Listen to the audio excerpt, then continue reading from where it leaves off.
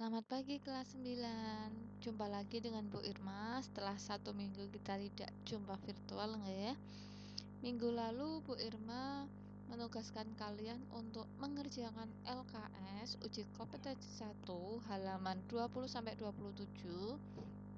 Nah, minggu ini Bu Irma akan memberikan tayangan tentang pembahasan soal-soal dalam LKS yang telah kalian kerjakan. Sudah mengerjakan kan? Untuk yang sudah, tapi masih ada yang belum. Nah, yang belum, Bu Irma harap minggu ini kalian mengikuti pembelajaran karena minggu depan akan ada ambil nilai. Paham nggih?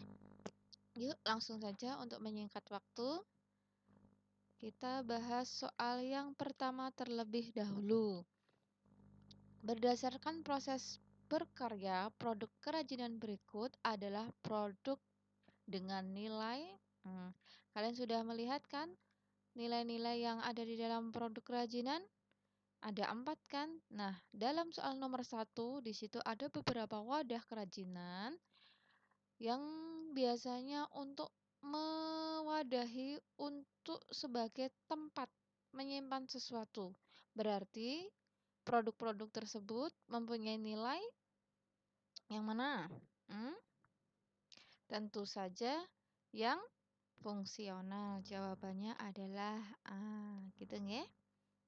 Lalu yang kedua, berdasarkan proses berkarya, produk kerajinan berikut adalah produk dengan nilai ada tas, ada gelang, ada cincin, ada bros. Berarti nilai yang mengandung unsur wibawa adalah D, nilai prestis. Benarkah jawaban kalian untuk soal nomor 1 dan nomor 2? Semoga benar ya, karena ini masih tergolong mudah ya. Untuk nomor 3, berdasarkan proses berkarya, produk kerajinan berikut adalah produk dengan nilai. Nah, ini dia sebagai wadah, tentu saja sama seperti soal nomor 1. Jawabannya adalah D. Nah, semoga benar semua ya. Lanjut kita soal nomor 3. Nomor 4. Nah, berdasarkan proses berkarya, produk kerajinan berikut adalah produk dengan nilai informatif yang ditunjukkan pada gambar. Yang informatif. Ada gambar nomor 2. Kita telaah satu-satu dulu ya. Ada gambar nomor 4. Oke, nomor 2 itu kalau sepenangkapan Bu Irma itu emang soalnya tidak begitu jelas nggih. Tapi Bu Irma membayangkan itu adalah gantungan kunci atau tempelan kulkas. Di situ ada gambar, jadi dia bisa memberikan kita informasi, gitu ya. Lalu ada juga nek Bu Irma rasa nomor 3 itu juga bisa ya. Nah, ini. Tapi apakah ada jawaban di bawah yang mengandung 2, 3, dan 4? Kita cari ya. A, 1 dan 3 salah, 1 bukan ya. B, 2 dan 4 benar, B. Ya. Untuk yang 3 dan 5 salah, 4 dan 8 tentu juga salah. Lanjut kita ke soal nomor 5. Oke, soal nomor 5. Berdasarkan proses berkarya, gambar kerajinan berikut adalah termasuk produk dengan nilai. Ada lampu hias yang mewah, ada bros, ada gelang, tentu saja nilai prestis yang D. Nomor 6, benda kerajinan harus menyenangkan dan memberi kenyamanan bagi pemakainya. Dalam hal ini, benda kerajinan memiliki prinsip apa yo? D, tapi itu tulisannya salah nggih. Harusnya comfortable. Ini adalah pembahasan kita dari kelas 7, harusnya tidak boleh salah ya. Oke, kita bahas kalau utility itu nilai kegunaan, estetik itu nilai keindahan, flexibility itu kelenturan, kefleksibelan gitu nggih. Nomor 7. Dari daftar di atas yang termasuk tujuan pembuatan produk kerajinan. Sebagai penghias? Oke, sebagai penghias. untuk benda keramat? Tidak. Nomor 3, sebagai benda untuk dipakai? Jelas ya, contohnya baju ya. Sebagai benda konsumsi? Tentu saja tidak ya, karena kerajinan tidak untuk dimakan ya. Itu hasil pengolahan. Nomor 5, ya sebagai kebutuhan ritual. Seperti cincin-cincin hias, seperti kain batik dengan motif tertentu, seperti itu kan ya. Berarti jawabannya adalah 1, 3, 5. Ada nggak 1, 3, 5? Ada. Jawabannya adalah A, gitu ya. Lanjut. Untuk soal nomor 8 ya. Pengertian bahan alam dalam produk kerajinan adalah nomor 8 ini jawabannya. Bu Irma menjawab A ya. Untuk yang B itu bahan yang ada di sekitar alam dan lingkungan alam tempat tinggal kita. Itu juga bisa ya. B juga bisa. Yang C itu tidak. Yang D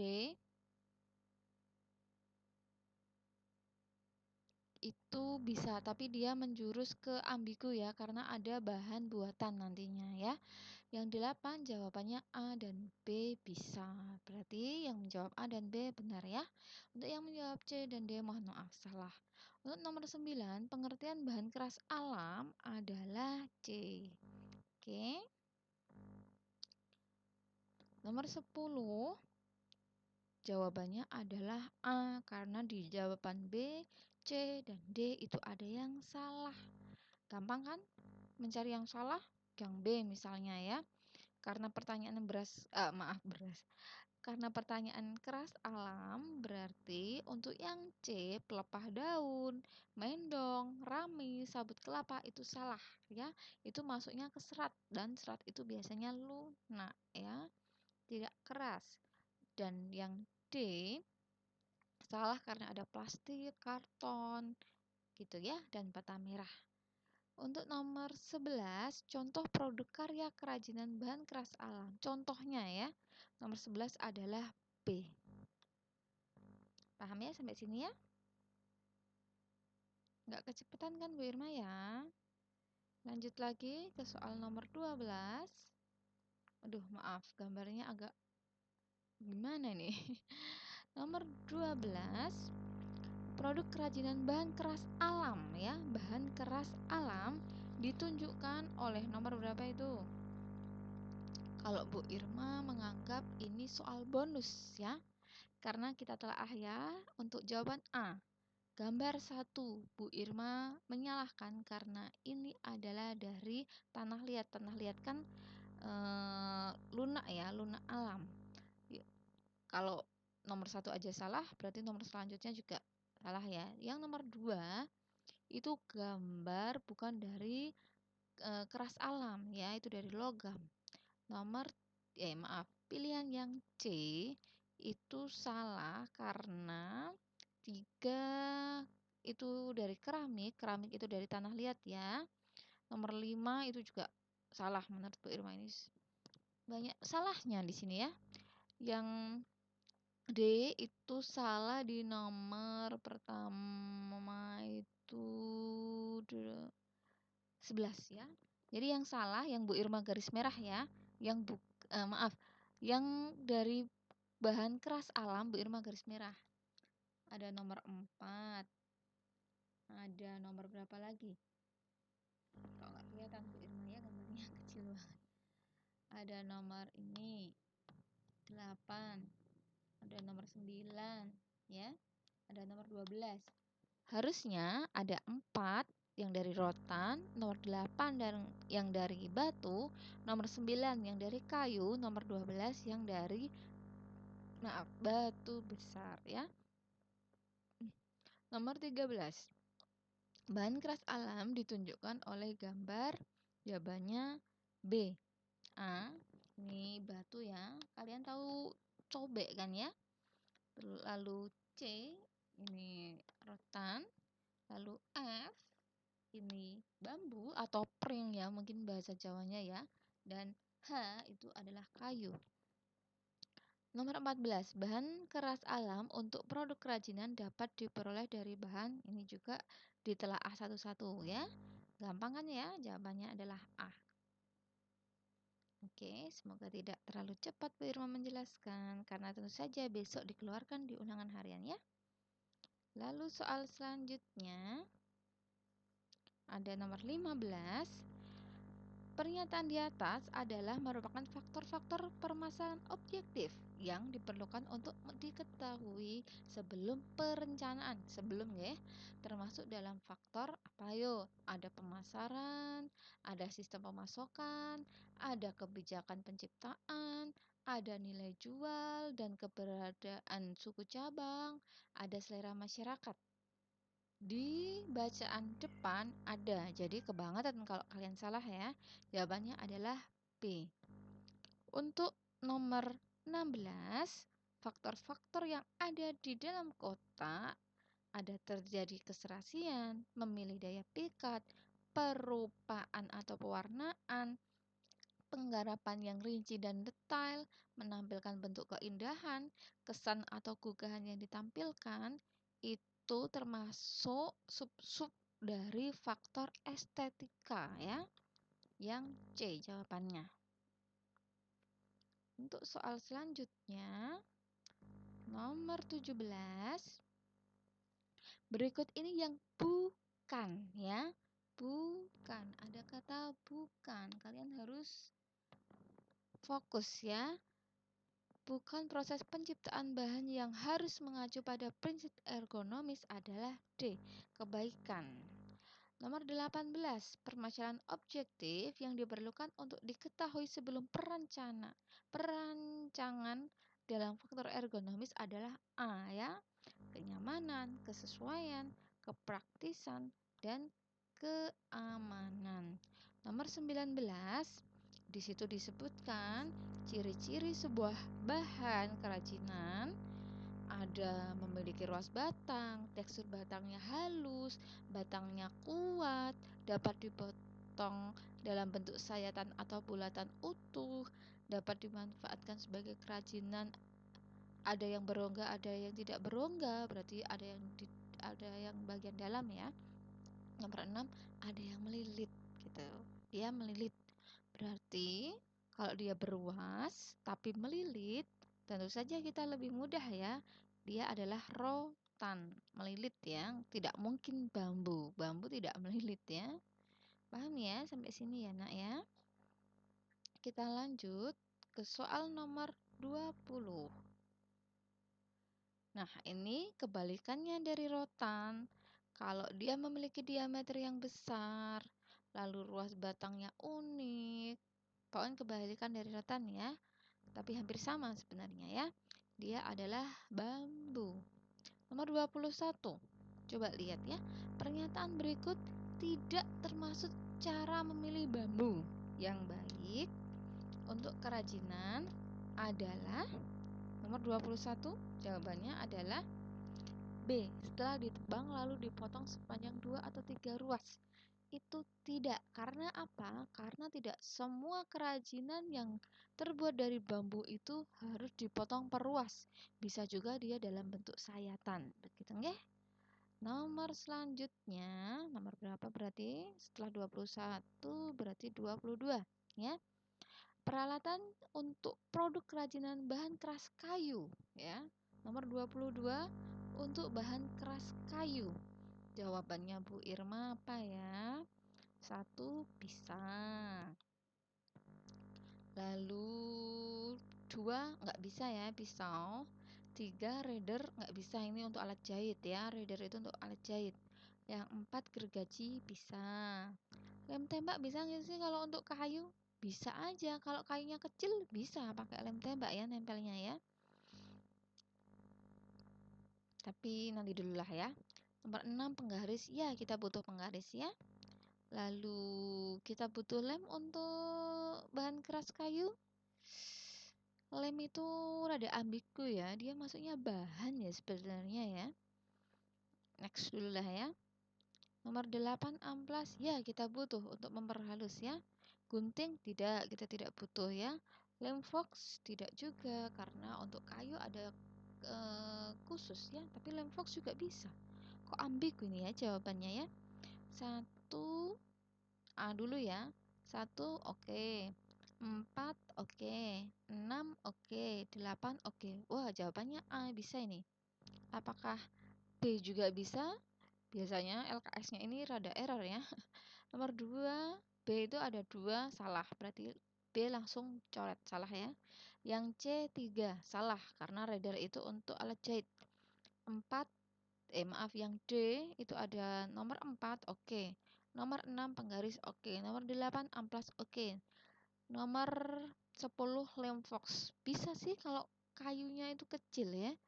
Berarti dia juga bisa, tapi lebih berat yang A ya. A dan D bisa nomor 22. Nomor 23, gambar di atas adalah alat untuk membuat kerajinan. Ada amplas, ada gergaji. Wah, banyak sekali ya itu ya. Untuk kayu ya, di bacaan ada. Next. Nomor 24. Nah, ini alat berikut untuk produk kerajinan dari bahan apa? Di situ ada parang. Pernah lihat parang kan ya? Biasanya pahlawan-pahlawan Betawi bawa parang. Lalu ada palu, ada gergaji, ada pisau raut, ada tang, ada pahat, ada meteran dan bor ya. Ini cowok biasanya tahu ya alat-alat seperti ini ya. Nomor 24 jawabannya adalah untuk memproduksi bahan kerajinan bambu ya. Nomor 25. Bahan dan alat di bawah ini adalah untuk produk kerajinan C ya, tempat buah dari rotan. Karena kalau tempat pensil, malnya ini bukan mal sih. Apa sih bahasa anak-anaknya mal? Polanya tidak seperti itu terlalu besar ya. Kalau tas belanja juga bukan seperti itu polanya. Bakul dari rotan juga bukan seperti itu. Jadi yang paling cocok adalah C, tempat buah ya. Nomor 26, produk ini yang tidak berikut ini yang tidak termasuk tahapan perencanaan produk kerajinan adalah nomor 26 adalah A ya. Kenapa Bu Irma? Kan menentukan bahan dan fungsi iya, tapi di kalimat paling akhir ada bahan alamnya, oke? Di nomor 26 ini dia tidak difokuskan. Apakah harus bahan kerajinan alam? Bisa juga buatan ya. Untuk yang pilihan B itu benar, yang C itu benar, yang D juga benar. Walaupun tidak ada di bacaan depan, tapi membuat produk karya kerajinan sesuai sketsa yang dibuat itu benar ya. Jadi jawabannya adalah A, karena tidak harus dari bahan alam ya. Nomor 27, teknik pembuatan kerajinan bahan keras alam khususnya rotan sebagian besar dibuat dengan cara menganyam ya. Karena tidak mungkin rotan itu dilipat ya. Dilipat itu untuk kertas, menjahit itu untuk kain, menempel itu untuk kertas bisa, untuk beberapa kerajinan keras buatan juga bisa. Tapi kalau untuk rotan dia lebih banyak dianyam ya. Next, nomor 28. Nomor 28 ini adalah pengetahuan umum. Kalian bisa cari di Google walaupun di bacaan tidak ada atau di buku paket silahkan cari ya. 28 daerah yang banyak menghasilkan kerajinan bahan keras alam ukir kayu adalah Jepara itu terkenal sekali ya, ukuran-ukuran kayu berbentuk bunga ya. Bunga, daun gitu nggih. Kalau Toraja itu biasanya ada cerita-ceritanya. Padang Bu Irma belum hafal sama sekali, belum hafal ya. Nanti kita lihat bareng-bareng di Google. Kalau Bali itu biasanya menampilkan kehidupan sehari-hari masyarakat Bali. Untuk Papua biasanya dia simbol-simbol di kegiatan ritual-ritual gitu biasanya banyak dituangkan dalam kerajinan ukir kayunya ya. Nomor 29, motif parang rusak atau lereng pada ragam hias Jawa Tengah melambangkan tentang, walaupun namanya parang rusak, dia adalah simbol dari semangat tidak pernah padam ya. Ya. Untuk nomor 30, teknik yang digunakan untuk membuat kerajinan dari bahan keras kayu adalah C ya, pahat dan ukir. Bu, pasak apa enggak? Pasak itu dia lebih cenderung nanti ke tali temali ya. Nomor 31. Ini sudah Bu Irma singgung di nomor 28 tadi ya. Yang coraknya lebih khas ke bunga dan daun itu adalah Jepara. Oke, kalian bisa lihat di Google, banyak sekali kerajinan ukir kayu dari Jepara ya. Nomor 32. Pengertian bahan keras buatan. Bahan keras buatan adalah yang mana itu? Yang D. Di bacaan ada ya. Nomor 33. Bahan keras buatan ditunjukkan oleh, ini lebih enak ya kalau gambar ada keterangannya kayak gini ya, karena kita tanpa melihat gambarnya sudah ada keterangannya. Tapi tenang saja, besok kalau ulangan harian Bu Irma kan pakai online ya, jadi gambarnya insya Allah jelas karena berwarna ya. Kita balik lagi ke soal bahan keras buatan ditunjukkan oleh botol kaca, ya. Rotan tidak, karena buatan ya. Kaca, iya. Kayu tidak. Perak, iya. Bambu tidak. Berarti jawabannya yang ada nomor 1, ada nomor 3, dan ada nomor 5. Langsung ketemu ya. Nomor 1 ini A. Jawabannya adalah A. 34. Pernyataan berikut tidak termasuk ciri-ciri bahan keras buatan kaca yang tidak ya. Ini ada kata-kata tidak. Yang mana jawabannya? Nomor 34. Tentu saja yang B.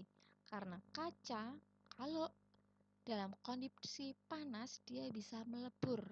Sama seperti kalau membuat kerajinan botol, cangkir, gelas gitu yang dari kaca ya, dia dicetak dalam kondisi panas. Begitu. Next, kita lanjut ke soal nomor 35. Bahan keras buatan untuk produk kerajinan dapat diperoleh dari bahan. Oke, nomor 35. Banyak sekali ya, ada 15, tapi mudah ya karena kalian kan harusnya hafal ya ini ya. Kita bisa telaah satu persatu. Asal kalian fokus bisa kok menemukan jawabannya ya. Jawabannya adalah A. Nomor 36. Kerajinan bahan keras buatan manik-manik dapat digunakan sebagai bahan dasar kerajinan berupa tas, tempat tisu, seperti itu. Nah, teknik yang diterapkan adalah C. Meronce. Bu, apa sih meronce itu? Silahkan di LKS bagian depan itu ada teknik meronce ya. Dibaca, dilihat gambarnya. Nanti biar kalian ada gambaran ya. Nomor 37. Kota-kota di Indonesia yang terkenal dengan kerajinan bahan keras dari logam. 37 adalah A. Yogyakarta ya. Atau kan daerah di Yogyakarta yang terkenal dengan kerajinan logamnya, logam perak ya. Ada Bali juga, di pusat-pusat wisata biasanya banyak ya. Sumatera Barat juga, tapi Bu Irma belum pernah ke sana. Kalau di Jogja, Bu Irma pernah lihat pusat kerajinannya, di Bali juga Bu Irma pernah lihat, tapi kalau di Sumatera Barat belum pernah. Bu Irma belum pernah keluar Pulau Jawa selain ke Bali. Nomor 38, gambar alat dan bahan di samping adalah untuk produk kerajinan. Apa itu? Bahan keras buatannya. Jawabannya adalah D. Next, kita lanjut ke dua soal terakhir. Nomor 39. Fatan itu nama orang ya. Fatan membuat karya bros dari bahan akrilik dan logam. Nah, kerajinan yang dibuat Fatan ini dikerjakan dengan teknik apa? Kalau akrilik dan logam itu adalah dengan teknik direkatkan. direkatkan karena nggak mungkin dipilin ya. Pilin itu biasanya untuk tanah liat, untuk kertas, seperti itu ya. Di ronce itu juga tidak. Ronce itu biasanya untuk manik-manik ya. Makram juga tidak, karena makram itu biasanya untuk tali. Jawabannya adalah direkatkan ya.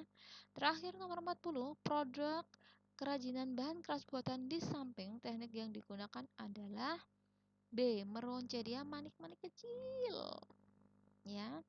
Makram nggak mungkin, dia dari tali. Merajut juga nggak mungkin ya, dia harus menggunakan benang. Berenda juga nggak mungkin. Oke, sekian pembahasan 40 soal minggu lalu. Semoga banyak benarnya. Untuk yang bonus, tentu saja Bu Irma akan berikan bonus sesuai dengan pembahasan soal. Kalau Bu Irma ada salah, silahkan dikoreksi ya. Nah, agenda minggu depan kalian akan Bu Irma ambil nilainya alias ulangan harian ya. Tanggal 13 Oktober, Selasa 13 Oktober, Bu Irma akan ambil nilai ulangan harian. Materinya apa Bu Irma? Tentu saja materinya adalah bahan keras. Baik itu bahan keras alam ataupun bahan keras buatan yang sudah Bu Irma berikan materinya pada minggu lalu, dan latihan soal juga sudah kalian kerjakan dari LKS. Bu Irma tidak akan jauh-jauh dari itu ya nak ya. Silahkan dipelajari buku paket, buku LKS, latihan soal LKS. Boleh lihat-lihat di internet juga boleh ya. Nah, sudah kalian mendengarkan dan pahami semuanya kan pembahasan soal minggu lalu? Sampai di sini, jika ada pertanyaan atau mungkin kalian ada pendapat lain, bisa disampaikan di kolom komentar Google Classroom atau Jabri Bu Irma kalau malu ya. Silahkan lanjut kegiatan kedua untuk hari ini, yaitu yang pertama, presensi online. Silahkan kalian presensi online di link yang akan Bu Irma upload. Dan yang kedua adalah latihan soal persiapan ulangan minggu depan. Paham ge? Sekian dari Bu Irma, sampai jumpa, tetap di rumah, jaga kesehatan, see you.